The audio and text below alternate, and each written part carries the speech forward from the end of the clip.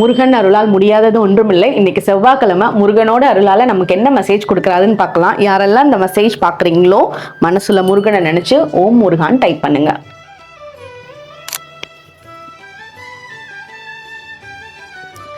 முருகன் உங்களை பார்க்குறனாங்கள தான் நீங்கள் இந்த மெசேஜை பார்க்குறீங்க. ஏன்னா அவ்வளோ க்ளோஸாக உங்கள் பக்கத்தில் இருக்காரு. இப்போது இந்த டைமில் உங்களுக்கு ஏதாவது ஒரு பிரச்சனைகள் வரப்போது. இந்த பிரச்சனைகள் எப்படி நம்ம சால்வ் பண்ணுறதுன்னு தெரியல. இதுக்கு என்ன பண்ணலாம், என்ன யாரை போய் அணுகலாம், யார் மூலியமா இது நமக்கு சரியாகும் அப்படின்னு இருக்க கேள்விக்குறிகள் எல்லாமே இந்த டைம் பீரியடில் உங்களுக்கு கிளியர் ஆக போகுது. அது எப்படி ஆகும் அப்படின்னா, இப்போ நீங்கள் அந்த ஒரு பிரச்சனையை பத்தி நீங்க நினைச்சிட்டு இருக்கீங்க அப்படின்னா ஒரு 7 நாளைக்கு முன்னாடியே, மீன்ஸ் இப்ப நீங்க ஒரு 2 மாசம் கழிச்சு அந்த ஒரு விஷயம் பண்ண போறீங்கன்னா அதுல இருந்து ஒரு 7 நாளைக்கு முன்னாடியே உங்களுக்கு யார் மூலியமாவது அதுக்குண்டான கைடன்ஸ் கிடைக்கும், அதுக்குண்டான வழிகாட்டுதல் கிடைக்கும். நீங்க யாருக்காவது ஃபோன் பண்ணி கேட்கறது, அவங்க உடனே அதை ஓகே பண்ணி உடனே அதுக்குண்டான வழிமுறைகளை சொல்லி கொடுக்கறது, அது என்ன பண்ணலாம், அதுக்குண்டான ஐடியாஸ் என்ன எல்லாமே சொல்லி கொடுக்கறது.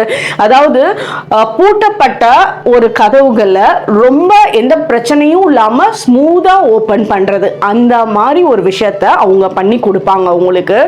இது அது தெரியாத நபர்களா இருக்கலாம், இல்ல ரொம்ப நாள் பேசாத நபர்களா இருக்கலாம். இந்த பர்சன் உங்களோட லைஃப்ல வந்திருக்காருன்னா அவங்க முருகனோட அருளால, முருகன் உங்களுக்காக அனுப்பப்பட்டவரா தான் இருப்பாங்க.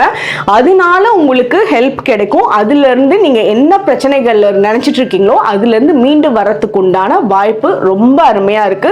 சுத்தி அந்த சப்போர்ட் சிஸ்டம் அருமையா ஏற்பட்டு இருக்கு. உங்களை அறியாமலே யூனிவர்ஸ் உங்களை சுத்தி அந்த ஒரு பெர்ஃபெக்டான அலைன்மெண்ட்டை கொண்டுட்டு வந்துட்டு இருக்காரு. ஓம் முருகா.